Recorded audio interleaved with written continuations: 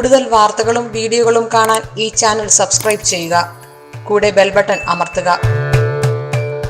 നമസ്കാരം. ഇഷ്ടദേവനെ എങ്ങനെ അറിയാം? പലരും ചോദിക്കാറുണ്ട്, ഇഷ്ടദേവനെ അറിയോ, എൻ്റെ ഇഷ്ടദേവൻ ആരാണെന്ന് അറിയോ എന്ന്. ഇഷ്ടദേവനെ ഒരു ഗുരു കണ്ടുപിടിച്ച് പറഞ്ഞു തരുന്നതിനേക്കാളും ബെറ്ററായിട്ട് നമ്മൾ തന്നെ ഇഷ്ടദേവനെ കണ്ടുപിടിക്കുകയായിരിക്കും നല്ലത്. മുഖം മനസ്സിൻ്റെ കണ്ണാടി എന്നാണ് പറയുന്നത്. നമ്മുടെ മുഖം മനസ്സിൻ്റെ കണ്ണാടി എന്നാണ് നമ്മൾ പറഞ്ഞു കേട്ടിട്ടുള്ളത്. ഒരു പഴഞ്ചൊല്ലും കൂടെയാണല്ലോ അത്. ഓരോ മനുഷ്യനും ഓരോ മുഖം ഈശ്വരൻ്റെ ഏറ്റവും വലിയ അത്ഭുതങ്ങളാണല്ലേ. എല്ലാ മനുഷ്യർക്കും ഒരേപോലത്തെ മുഖമല്ലല്ലോ. ഒരാളെ പോലെ 7 ആളുണ്ട് ഭൂമിയിലെന്ന് പറയുന്നുണ്ടെങ്കിലും നമ്മൾ പരസ്പരം 7 ആളെയും കണ്ടിട്ടൊന്നുമില്ല. കഴിഞ്ഞ ഒരു 3-4 മാസത്തിന് മുമ്പ് എൻ്റെ ഒരു ക്ലയൻറ്റ്, ഒരു ചേച്ചി എനിക്കൊരു പത്രം അയച്ചു തന്നു. ഇവിടെ നിന്നല്ല, മൈസൂരിൽ നിന്നോ മറ്റൊന്നോ ഒരു മലയാള പത്രം അയച്ചു തന്നു. അതിൽ ഒരാൾ പങ്കജാക്ഷൻ, ഒരാൾ അരവിന്ദാക്ഷൻ, 2 പേര്.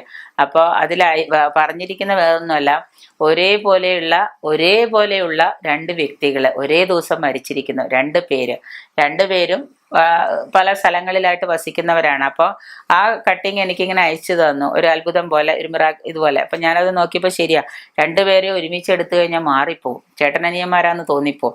എന്ന പോലെ ഈ മുഖം മനസ്സിൻ്റെ കണ്ണാടിയാണ്. ഈശ്വരൻ നമുക്ക് പലർക്കും പല മുഖങ്ങളാണ് തന്നിരിക്കുന്നത്.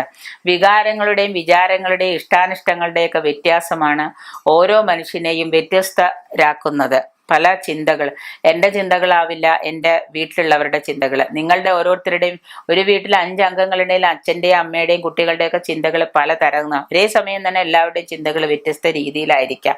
ആ ചിന്തകളും വിചാരങ്ങളും പ്രവർത്തികളും നമ്മുടെ രൂപങ്ങളൊക്കെയാണ് മനുഷ്യനെ വ്യത്യസ്തനാക്കി തീർക്കുന്നത്. ഒരാൾ ശാന്തമായിട്ട് ചിന്തിച്ചാൽ മറ്റേയാൾ ക്രൂരമായിട്ട് ചിന്തിക്കും.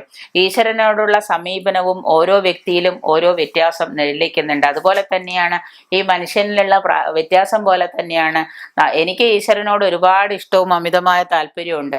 പക്ഷെ വേറെ എൻ്റെ വീട്ടുകാർക്ക് അത് ഉണ്ടാവണമെന്നില്ല. നിങ്ങളുടെ വീട്ടിൽ ഭാര്യയ്ക്ക് വളരെയേറെ ആത്മീയമായ പ്രാർത്ഥനയും വ്രതവും ഈശ്വരീയമായ കാര്യങ്ങളും ചെയ്യുന്നു, ഭർത്താവിന് അതൊന്നും ഉണ്ടാവില്ല. ഭർത്താവ്, എല്ലാവരും പറയാറുണ്ട് വന്നു കഴിയുമ്പോൾ, എൻ്റെ ഭർത്താവിന് ഇതൊന്നും ഇഷ്ടമല്ല, ജ്യോതിഷം ഇഷ്ടമല്ല, ഇതൊന്നും നോക്കണമെന്നും ഇഷ്ടമൊന്നുമല്ല, ഇതൊന്നും ചെയ്യണതൊന്നും ഇഷ്ടമൊന്നുമല്ല എന്ന് പറയും. ചില ഭർത്താക്കന്മാർ പറയും, ഞാനിതെല്ലാം ചെയ്യും, നാമം ചൊല്ലും, പ്രാർത്ഥിക്കും, അമ്പലത്തിൽ പോവും, ഞാൻ ജാതകം നോക്കും, ഞാൻ കുട്ടികളുടെ കാര്യത്തിൽ ശ്രദ്ധിക്കും, പക്ഷെ എൻ്റെ വൈഫിന് ഇതൊന്നും ഇഷ്ടം, അവരും ഇതൊക്കെ വിധിയാണ് എന്ന് പറയും, വൈഫിന് ഇതൊന്നും ഇഷ്ടമല്ല എന്ന് പറയും. അപ്പം ഈ ഈശ്വരനെ കാണുന്ന, ചിന്തിക്കുന്നതും ഈശ്വരനെ കുറിച്ച് പറയുന്നതും ഒക്കെ തന്നെ വ്യത്യസ്തമാണ്.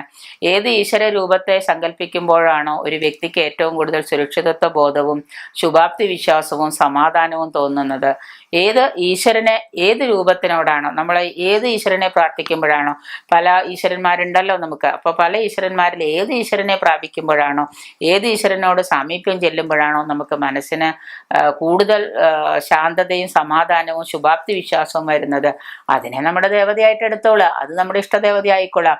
ഒരു ഈശ്വര രൂപത്തെ സങ്കല്പിക്കുമ്പോഴാണോ നമുക്ക് വ്യക്തിക്ക് ഏറ്റവും കൂടുതൽ സുരക്ഷിതത്വ ബോധവും ശുഭാപ്തി വിശ്വാസം ഉണ്ടാവുന്നത്. ആ രൂപമാണ് നമ്മുടെ മനസ്സിൽ. ഇപ്പോൾ ചിലവർ പറയും ഞാൻ ശിവഭക്തനാണ്, ചിലവർ പറയും ഞാൻ കൃഷ്ണഭക്തനാണ്, ചിലവർ പറയും ഞാൻ ഹനുമാൻ ഭക്തനാണ്, ചിലവർ പറയും എനിക്ക് ഭദ്രകാളിയാണ്, ചിലവർ പറയും എനിക്ക് ദുർഗയാണ്. ഇങ്ങനെ പല വിധത്തിൽ പല തരത്തിൽ നമ്മളുടെ കാരണം അവരവിടെ പോയി പ്രാർത്ഥിച്ചപ്പോഴായിരിക്കും അവർക്ക് കൂടുതൽ നേട്ടങ്ങളും കൂടുതൽ സമാധാനവും എന്താ പറയുക, ശാന്തിയും ശുഭാപ്തി വിശ്വാസവും ഉണ്ടായത്. അപ്പൊ അതുകൊണ്ട് തന്നെ അവരുടെ ദേവതകളെ അവര് അതായിട്ട് അംഗീകരിക്കുന്നു. ചിലവര് എന്നും കൃഷ്ണൻ അമ്പലത്തിൽ പോകുന്നവരുണ്ട്. കാരണം അവിടെ ചെന്ന് പ്രാർത്ഥിക്കുമ്പോൾ അവർക്ക് കിട്ടുന്ന ആത്മവിശ്വാസം, ശുഭാപ്തി വിശ്വാസം, അവരുടെ എല്ലാ കാര്യങ്ങളും നടപ്പിലാക്കുന്നു. തീർച്ചയായിട്ടും അദ്ദേഹത്തിന്റെ ഇഷ്ടദേവനാരായിരിക്കാം, ഭഗവാൻ കൃഷ്ണനായിരിക്കാം. അപ്പം ചിലവരെ കണ്ടിട്ടുണ്ട് എല്ലാ മാസവും ഗുരുവായൂർ പോകുന്നത്. അപ്പോൾ ആ ദൈവത്തെ യഥാർത്ഥത്തിൽ ഇഷ്ടദൈവത്തിനെ മനസ്സിലാക്കാൻ മറ്റൊരു വ്യക്തിയുടെ സഹായത്തിൻ്റെ തന്നെ ആവശ്യമില്ല. പിന്നെ അവനവൻ്റെ ഉള്ളിലേക്ക് ശാന്തമായിട്ടൊന്ന് നോക്കിയാൽ, ഒരു 10 മിനിറ്റ് കണ്ണടച്ചിരുന്ന്, പ്രശ്നങ്ങളും ദുഃഖങ്ങളും ഒക്കെ ഉള്ള സമയത്ത് 10 മിനിറ്റ് കണ്ണടച്ചിരുന്ന് നമ്മുടെ ഉള്ളിലേക്ക് തന്നെ നമ്മളൊന്ന് നോക്കിയാൽ നമുക്കത് മനസ്സിലാക്കാനാകും നമ്മുടെ ഇഷ്ടദേവൻ ആരാണ്, ഏത് ദൈവത്തിൻ്റെ രൂപമാണോ നമ്മുടെ മനസ്സിൻ്റെ ഉള്ളിലേക്ക് വരുന്നത്, അതാണ് നമ്മുടെ ഇഷ്ടദേവൻ എന്ന് പറയുന്നത്. ഇനി ആ ദൈവത്തെ വിളിക്കുന്ന കാര്യം എന്ന് പറഞ്ഞാൽ ലക്ഷ്യപ്രാപ്തിയിൽ എത്തിയാലും ഇല്ലെങ്കിലും, ഇനി നിങ്ങൾ ദൈവത്തെ വിളിച്ചു, നിങ്ങൾക്ക് ലക്ഷ്യപ്രാപ്തി കിട്ടിയില്ല, കുറേ വിളിച്ചു കിട്ടിയില്ല, ലക്ഷ്യപ്രാപ്തി കിട്ടിയാലും ഇല്ലെങ്കിലും ഇഷ്ടദേവനെ നമ്മൾ സ്ഥിരമായിട്ട് ഉപാസിക്കാനാണ് അറിവുള്ളവർ ഉപദേശിക്കാറ്. ചിലവർ നമ്മളടുത്ത് വന്ന് പൂജയൊക്കെ കഴിച്ചിട്ട് എന്തെങ്കിലും യന്ത്രങ്ങളൊക്കെ യഥാവിധി ധരിച്ചു കഴിഞ്ഞ് കുറച്ച് ദിവസം കഴിഞ്ഞ് പോയിട്ട് ഓടിപ്പടച്ച് വല്ലാതെ ധൃതി പിടിച്ചൊക്കെ ആയിരിക്കും വരിക, എല്ലാം കഴിഞ്ഞ് പോയിട്ട് ഒരു 7 ദിവസം 8 ദിവസം കഴിയുമ്പോൾ പറയും, അയ്യോ ഞങ്ങൾക്ക് ഒരു ഫലവും കിട്ടിയില്ല എന്ന് പറയും. കാരണം എന്തുകൊണ്ടാ? ഒന്നാമത് അവരുടെ മനസ്സിൽ ഇഷ്ടദൈവങ്ങളോ ഇഷ്ടദേവനോ ഇല്ല. അവർക്ക് സ്ഥിരമായിട്ട് എന്താണ്, ഒരു നാമജപമോ മാന്ത്രികമായിട്ടുള്ള മന്ത്രജപമോ ഒന്നുമില്ല. ഒപ്പം തന്നെ 21 ദിവസമോ 30 ദിവസമോ അല്ലെങ്കിൽ 90 ദിവസമോ കൊണ്ട് കിട്ടുന്ന ആ ഒരു അനുഭൂതി അല്ലെങ്കിൽ ആ ഒരു കിട്ടുന്ന റിസൾട്ട് 7 ദിവസം കൊണ്ട് കിട്ടിയില്ല എന്ന് പറയുമ്പോൾ ആ ആളുകളുടെ മാനസികാവസ്ഥ ഒന്ന് ആലോചിച്ച് നോക്കും. അപ്പം നമ്മള് സ്ഥിരമായിട്ട് നമ്മൾ എന്താണ്, ഒരു ദൈവത്തിനോട്, ചിലവരുണ്ട് ഒരു ദൈവത്തിനോട് പ്രാർത്ഥിച്ചു, ആ ദൈവത്തിനെ പ്രാർത്ഥിച്ച് കുറച്ച് ദിവസം കഴിഞ്ഞപ്പോൾ ഈ ദൈവം ശരിയാവില്ല, ഇവിടെ അത് പ്രാർത്ഥിച്ചിട്ട് ഒരു കാര്യമില്ല, അടുത്ത അമ്പലത്തിൽ പോയി അവിടെ ചെന്ന് കുറച്ച് നാൾ പ്രാർത്ഥിച്ചു, അത് കഴിയുമ്പോൾ അടുത്ത ഭഗവാൻ കൃഷ്ണനെ പ്രാർത്ഥിച്ച് ശിവനെ പ്രാർത്ഥിച്ചു, പിന്നെ അത് കഴിയുമ്പോൾ ഭദ്രകാളിയുടെ അമ്പലത്തിൽ പോയി, പിന്നെ അത് കഴിയുമ്പോൾ ഹനുമാന്റെ അമ്പലത്തിൽ പോയി. ഇങ്ങനെ ദൈവങ്ങളെ തന്നെ ഇങ്ങനെ മാറി മാറി ഉപയോഗിച്ചു നോക്കുക, ഏത് ദൈവം കൂടുതൽ റിസൾട്ട് ഇൻസ്റ്റന്റ് ആയിട്ട് തരാന്ന്. അപ്പം നമ്മള് സ്ഥിരമായിട്ട് നമുക്ക് ലക്ഷ്യപ്രാപ്തി കിട്ടിയാലും ഇല്ലെങ്കിലും എന്താണ്, സ്ഥിരമായിട്ട് നമ്മൾ ഒരു ഉപാസനാമൂർത്തിയെ, ഒരു ഇഷ്ടദൈവത്തെ നമ്മൾ പ്രാർത്ഥിക്കുക, സ്മരിക്കുക. അപ്പൊ തീർച്ചയായിട്ടും നമുക്ക് എന്താണ്, റിസൾട്ട് അവിടെ നിന്ന് വരും. നമ്മുടെ ഇഷ്ടദേവൻ ഉപാസനാമൂർത്തി നമുക്ക് തീർച്ചയായിട്ടും ഒരു റിസൾട്ട് നമ്മളിലേക്ക് കൊണ്ടുതരും.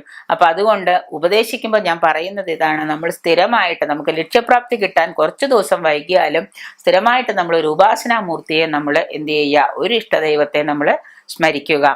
ഒപ്പം തന്നെ ഭക്തിയുടെ ഏറ്റവും വലിയൊരു കുഴപ്പവും സ്ഥിരതയില്ലായ്മയാണ്. നിങ്ങളുടെ ഭക്തി എന്ന് പറയുന്നത് ഏറ്റവും, കുറെ കാലം നിങ്ങളുടെ അച്ഛൻ ഒരാളായിരുന്നു, അത് കഴിയുമ്പോൾ അടുത്ത അച്ഛനായി, ഒരമ്മയെ അച്ഛനെ മാറ്റി അടുത്ത അച്ഛനും അമ്മയും, ഈ അച്ഛനും അമ്മയും കൊള്ളില്ല, അടുത്ത അച്ഛനും അമ്മയും, ഇത് നമുക്ക് പറ്റുമോ? പറ്റില്ലല്ലോ. അപ്പൊ അതുകൊണ്ട് തന്നെ സ്ഥിരതയില്ലായ്മയാണ് ഭക്തിയുടെ ഏറ്റവും വലിയ ദോഷം. സ്ഥിരതയോടുകൂടി സ്ഥിരമായിട്ട് നമ്മൾ ഡെഡിക്കേറ്റ് ചെയ്തൊരു പ്രാർത്ഥനയിൽ മുഴുകുകയാണെങ്കിൽ, ഒരു ദേവനെ കണ്ടുപിടിക്കുകയാണെങ്കിൽ നമുക്ക് തീർച്ചയായിട്ടും അതിൽ നിന്ന് ഫലം കിട്ടും.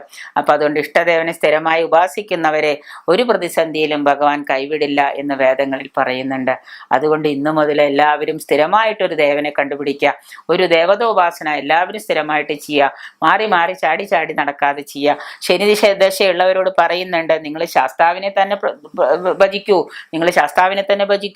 നിങ്ങൾക്ക് വ്യാഴത്തിന്റെ ദോഷമോ സമ്പത്തിന്റെ ദോഷമോ സമ്പത്തോ ഇല്ലെങ്കിൽ നിങ്ങൾ പറയുന്നു കൃഷ്ണനെ ഭജിക്കൂ, മതി. ഒരേ അമ്പലത്തിൽ നിങ്ങൾ 12 ആഴ്ചയോ 21 ആഴ്ചയോ നിങ്ങൾ പോയി പ്രാർത്ഥിച്ചു നോക്കൂ, ഭഗവാൻ കൃഷ്ണൻ കണ്ട് നിങ്ങളുടെ മുഖം ശീലമാവും. നിങ്ങൾ ആ കൃഷ്ണനാമങ്ങൾ ഉരുവിടുമ്പോൾ, വിഷ്ണു സഹസ്രനാമം ഉരുവിടുമ്പോൾ തീർച്ചയായിട്ടും നിങ്ങൾക്ക് ആ ഒരു ഫലം സിദ്ധി കിട്ടും. എല്ലാ ശനിയാഴ്ചയും നിങ്ങൾ ശനീശ്വര ക്ഷേത്രത്തിൽ പോയിട്ട് ശാസ്താവിനെ പോയിട്ട് ഭജിച്ചു നോക്കൂ, ഇഷ്ടദേവനെ ഭജിച്ചു നോക്കൂ, തീർച്ചയായിട്ടും നിങ്ങൾക്ക് അതിന്റെ ഒരു റിസൾട്ട് ഉറപ്പായിട്ടുണ്ടാവും. അപ്പൊ അതുപോലെ എന്തായാലും ഏത് പ്രതിസന്ധിയിലും അപ്പൊ ദൈവം നമ്മളെ കൈവിടില്ല. അതുകൊണ്ട് തന്നെ പ്രാർത്ഥനയ്ക്ക് ശക്തിയും ഫലവും ഉണ്ടാവണമെങ്കിൽ ഇഷ്ടദേവനെ നമ്മൾ കൈവിടാതെ പ്രാർത്ഥിക്കണം. ഒരേ ഇതുപോലെ തന്നെ ആയിരിക്കണം. ആ ഇഷ്ടദേവനെ കണ്ടുപിടിക്കാൻ നമ്മുടെ ഉള്ളിലേക്ക് നമ്മൾ തിരിഞ്ഞു നോക്കിയാൽ മതി, മറ്റൊരാൾ ഉപദേശിച്ച് തരണമെന്നില്ല.